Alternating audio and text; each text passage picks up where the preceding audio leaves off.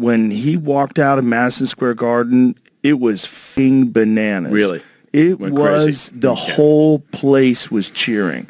He walks out to Kid Rock's American Badass with Kid Rock. What do you think of the new leadership, Jasmine, AOC, and Bernie?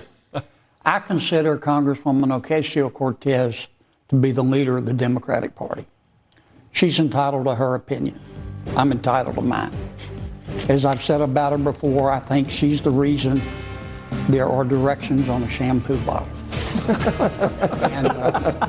Yes, I don't know if you've seen the complete videos. I'm going to show you. We are going to talk about Trump. He walked in and the crowd went crazy. Libras are not having it after seeing what is going on. This just clearly tells me that some of these people are insane, because the more they struggle to criticize, bring down Trump, this is what I see every single day. AIC went on stage, oh, Trump is a criminal, he's this, he's that. When I look at that video, I felt tired. Before even going to that, take a look at this. What do you think of the new leadership, Jasmine, AOC, and Bernie? I consider Congresswoman Ocasio-Cortez to be the leader of the Democratic Party. She's entitled to her opinion. I'm entitled to mine. As I've said about her before, I think she's the reason there are directions on a shampoo bottle. And our plan for dealing with her... You didn't plan that out. We got to hurry. Our plan for dealing with her is called Operation Let Her Speak. Also, you know, the other way I think you can think about it is that we are, you know, perhaps we are in the downfall of the broken way. This was not built to last. Inequity, injustice is not built to last. It lasts a long time. It could last hundreds of years, but ultimately it crumbles into this, you know, a small cohort of incompetent people that create damage. And from that, something new can spring. Meanwhile, with a capital B.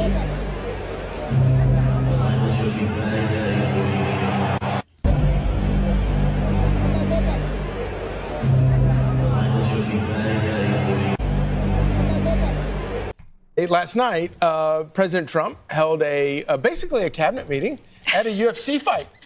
He took an entire entourage. CNN's Donnie O'Sullivan got in the cage with former UFC star turned podcaster Jake Shields to explore the manosphere and why exactly it's so popular. They speak liberal, they have liberal friends, and then they go online and they are a white supremacist. This is Vera Papasova. She spent the last year dating far-right men in New York City for a story for Cosmopolitan magazine. They're the most insecure men I've ever sat down with. It was really difficult to have some of these dates because they were so insecure, because they don't really know who they are and they don't know how to figure that out. She said the men she dated got all their news and information from the so-called manosphere. They did not listen to anything else. They're only listening to independent media, and they're only listening to men. They love the UFC guys. They love the MMA guys because those guys do what they can. They're modern gladiators. They're badass. Badass like Jake Shields, a former UFC star turned podcaster. Sorry. Now I'm starting to feel nervous. Thanks for having us. Yeah, of course. Who I met at an MMA gym in Las Vegas. Like all great MMA pros.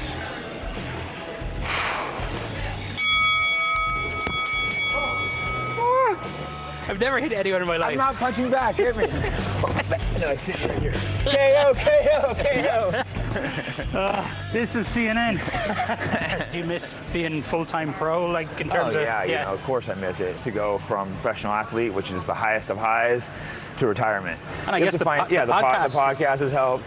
You could fall into depression if you just go from the most amazing career where you're famous and spotlights to all of a sudden you're a nobody. Sure. Like other podcasters in the manosphere, Jake regularly hosts controversial guests. And I named the podcast Fighting Back. I feel like we have to fight back what we're told we're allowed to do. I just don't don't like to told you're not allowed to talk to this person. Like, why can't I talk to him? I'm not saying I agree with his ideology, but I should hear what he has to say. He's hosted the former Grand Wizard of the Ku Klux Klan. Today I have a very, very special guest, Dr. David Duke. I knew you're controversial, but I had no idea how controversial. And Thomas Russo, the leader of the white supremacist group Patriot Front. Let's go where we disagree a little bit. Yes, let's hit race, because you're a white-only group? So the organization only allows people of American ethnicity, and all Americans, I believe, come from Europe, so they're white. The true heirs of the American spirit fight on! Yeah, no, I understand and talk to these guys, but I've also not brought anyone hateful. If I do, I'm going to be really, really on top of them. But so you saying that you haven't brought someone hateful on, right? People will say, well, you brought on a Grand Wizard of the KKK, you brought on Patriot Front. Yeah. They're hateful. No, I think those are excellent questions, but if people go and watch the actual interviews, I think they would be like, oh, this guy's not near as hateful as if I expect it. But Vera says hate isn't what the men she dated were really looking for. One of these guys brought me to a political meeting. And did they talk about politics? Barely. They talked about, it was a bunch of men complaining about girlfriends and wives, regurgitating Andrew Tate type of advice about how to train your girlfriend, how to train your wife to be submissive. And so this group was supposed to be a political group, but they're talking about relationship problems. The reception that he is getting. The mainstream media picked this part out like Trump ignored RFK's wife. That is what I saw on social media. And they meet the president. That's right. And they like him. Or we know people and we go, I wish you could meet him because he's not the guy you think he is. Here's Dana White talking about that phenomena around Donald Trump. So the first thing that happens is Bill Maher walks in into the Oval Office, and me and the president were in there, and he has a piece of paper with every name that the president has called him over the last, however many years. There were like 100 names on this list, and it was hilarious. Thank God he had two of them, because I had them both sign it, and I'm getting it framed and hanging it in my office. But I think the coolest thing about that meeting and that dinner was two guys who have not liked each other for a very long time, two guys who have many opposing views, got together and sat down and talked, and they talked about a lot of things that they agree on and a lot of things that they disagree on. But Kid Rock and I always say, and you know this better than anybody, nobody walks into a meeting or a dinner with Donald Trump and walks out and doesn't like him. It's impossible. And if you say you don't, you're lying. Yes, this actually clarifies people who doubt who Trump is. I think I've done a couple of videos about Bima's visit to the White House and share some clips how liberals are reacting to it. They don't like that idea. Bima did that, and it has opened up a conversation on social media. If these people can really unite people, this is a time for people to hear. I don't care if you belong to any political party, the fact that Trump is there, he is your president. You cannot change that. So when I see people still grumbling about that, there is no campaign again. So what exactly are you actually doing?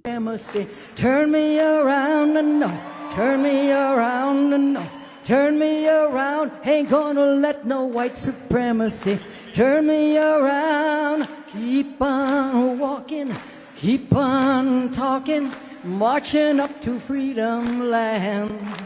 Ain't gonna let those lousy billionaires turn me around and no, turn me around and no, turn me around. Ain't gonna let those lousy billionaires turn me around. Keep on walking, keep on talking, marching up to freedom land.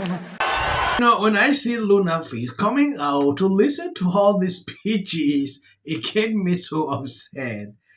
It's crazy, right?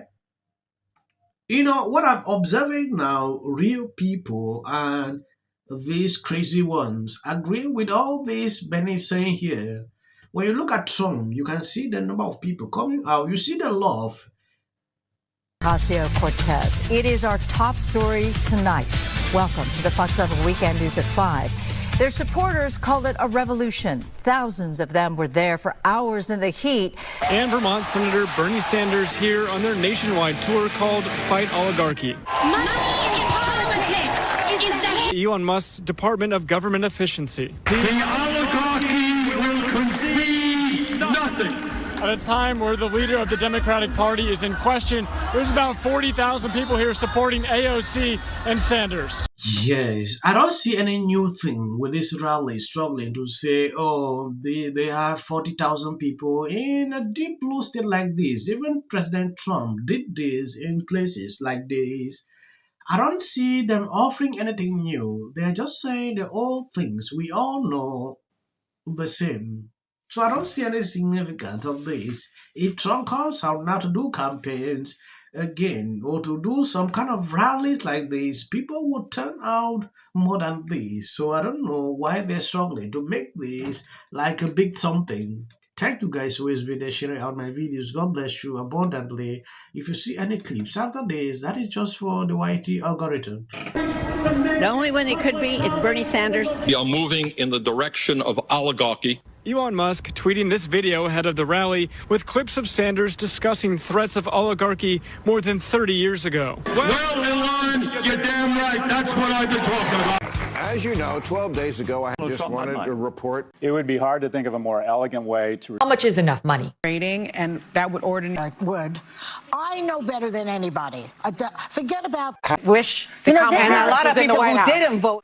And finally, new rule to those on the right. Isn't exactly getting... Hoped against hope. Brad Schimmel, that has included Elon. Saw repudiation of...